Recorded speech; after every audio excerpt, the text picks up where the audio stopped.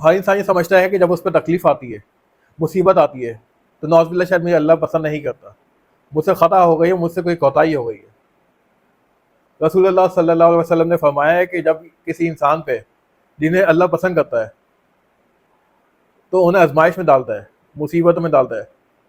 انبیاء اکرام پہ کتنی آزمائشیں آئیں، کسی بھی اعتبار سے آپ لے لیں، کتنی مصیبتیں آئیں۔ اللہ تو اپنے نیک بندوں کو آزماتا ہے۔ کبھی بھی یہ کفرانہ جملے نہ بولیں، کبھی ہم پہ جب مصیبت آ جاتی ہے کہ بھائی ایسا کیوں ہوا ہمارے ساتھ، ایسا کبھی نہ سوچیں۔ اللہ جب آپ پہ مصیبت یا آزمائش لے کے آتا ہے تو پھر اللہ آپ کو اس سے نکال بھی دیتا ہے۔ اللہ اپنے بندے کو آزماتا ہے کہ اس نے مجھ پہ کتنا یقین کیا، اس نے مجھ پہ کتنا صبر کیا، جب میں نے اس پہ مصیبت ڈالی اس نے شکر کیا نہیں کیا اس حال میں بھی۔ جب انسان صبر کر لیتا ہے، شکر کر لیتا ہے، تو اللہ اس کا مقام دنیا میں بھی بڑھا دیتا ہے، آخرت میں بھی اس کا مقام بڑھا دیتا ہے۔